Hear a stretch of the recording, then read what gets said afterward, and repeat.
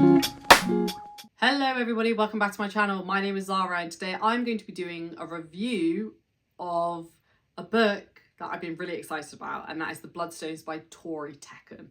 And Tori is a beloved booktuber here in our community, and I have to say I do consider Tori to be a friend, and I think she's a really fantastic person, really amazing human being. So that is a disclaimer that Tori is a booktube friend, but I will say I don't think that impacted my reading experience because I think her writing outshone my like for her in the first place, if that makes sense. She did send me an arc for the book. The book comes out, I think, towards the beginning of December. I will put in the description the pre-order links because I think this is shaping up to be a really, really great start to a new series. The Bloodstones is a multi-POV book, and we are basically following a bunch of characters as various things are happening. You know, one POV is following a young boy be stripped out of his home and be trained to become like the kind of guard of the king and the monarchy. One POV is following a tribe and the kind of tribal issues that are happening with another tribe. One POV is following a warrior and his kind of trials and tribulations of that. So it's a very much a kind of rich character study of what each of these individuals is going through. Before I start already reviewing it, let's jump into my review. So what did I love about this book? I really like the fact that the POVs that we are following in this book very much complement one another.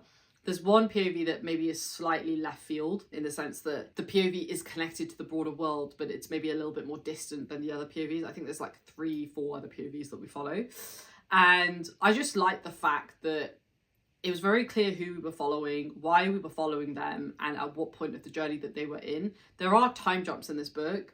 I think there's like 3 years, kind of a third of the way through, and then there's like another 4 years, 2/3 of the way through. So we are starting, you know, when some of these characters are like really young. I think our main character, Garen, he's like 10 or 11 when the book starts, and then by the time it gets to the end of the book, he's like 17.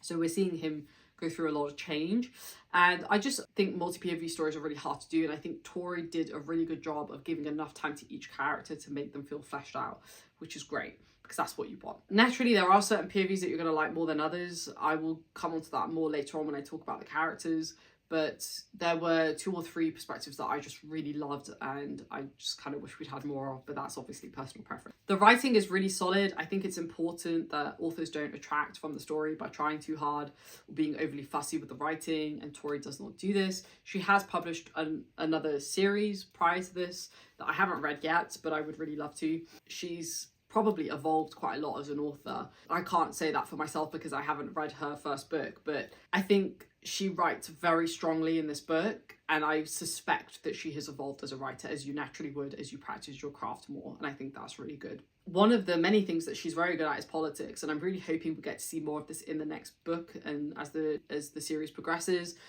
I love court politics. I've said this many times before. I love machinations and things happening behind the scenes. One of the perspectives that we follow, Lohi, he is like a master manipulator. He's like a Machiavellian type character, and I loved being in his head for that exact reason because she does it very well. He reminds me a little bit of Littlefinger from Game of Thrones or A Song of Ice and Fire, and I just loved it. I was dying for his POVs the most because I just love that character type. That brings me on to world building. I think Tori does a really good job of world building. I really liked the feeling of the kind of main city that we're in. I think it felt very distinct. One of the things that Tori did, and I actually messaged her about this when I was about 20% into the book, was I like the fact that it feels very multicultural.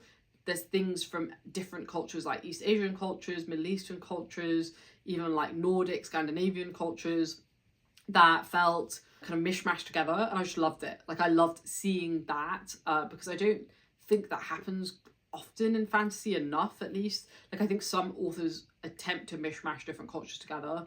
Whether they do it good is a different conversation, but I just don't think it happens enough, and I think her choice to do that was a very good choice because not only did she do it very well, but it made the world much more compelling and much more exciting to read. The next thing is the tone. The tone of this book was a lot darker than I thought it was going to be. I didn't actually realise that this was grimdark, which I think it is grimdark. And even though we're following young characters, this is not a book for young people. It's very much an adult fantasy book. It's not for the faint of heart. It's very vivid, it's very descriptive, it's very gory, it's pretty intense at times, and I think you're really going to like that or you're not. I think definitely check out trigger warnings for the book, but there's a lot of violence and it's very vividly described. I don't mind that personally. It's what I read a lot in my books. It was a lot darker than I expected, and I actually liked it more for that reason, because it was unexpected, and I think she did a really good job of it. Let's move on to my favourite topic, and that is characters. I mentioned a few characters, but Garen, Zario and Lohi were my favourite characters for sure.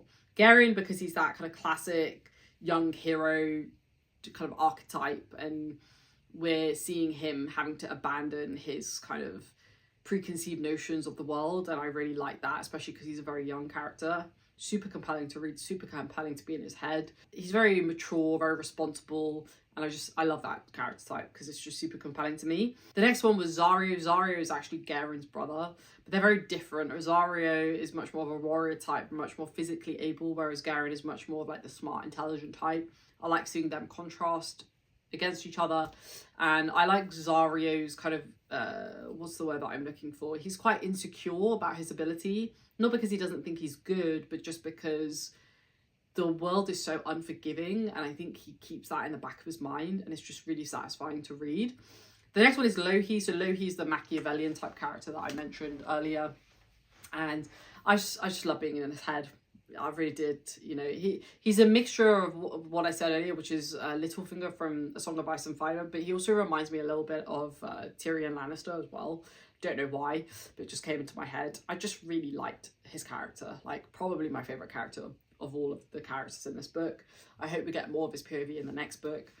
I just love characters who move all the chess pieces. It's when it's done well, it's hard to do well, but when it is done well, it's just my dream. And Tori did an exceptional job of executing on this character. Let's move on to themes. So there's lots of themes: betrayal, loyalty, like family dynamics, especially like found families is quite heavily referenced in this book. Abandoning one's path for another.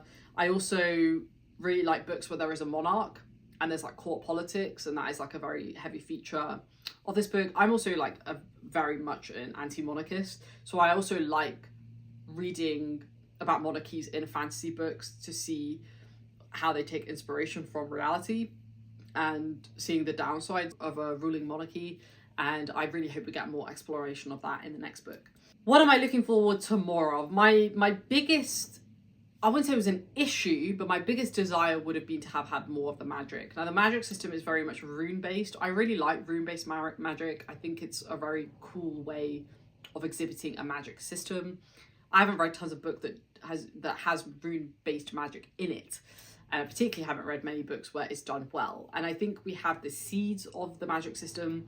I just want a lot more exploration of it in the next book, and I'm really excited to see where Tori takes it. I want to know the limits of it. I want to know all the different kind of ins and outs of the magic system. It's something that I do really like when it's done well. And given Tori's skill, I know she can do it. I just hope she does it, because I'm really excited to learn more about it. And that brings me on to more exploration of the wider world as well. Like the map is quite big.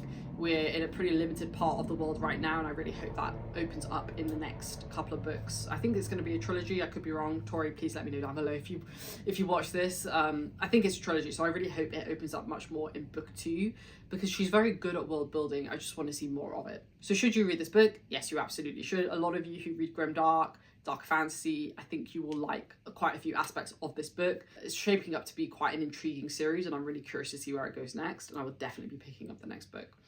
So I just want to say thanks again to Tori for giving me a copy of her wonderful book. Like I said, me knowing her outside of, you know, booktube or whatever doesn't impact my review, because she is genuinely a very talented writer. Take that however way you want to take it, but like she's truly very talented. I'm very excited to see her improve in her craft as well. So thanks for watching, folks. Please give this video a thumbs up if you liked it, and I will see you in my next one. Stay safe, take care, and I'll see you soon. Bye.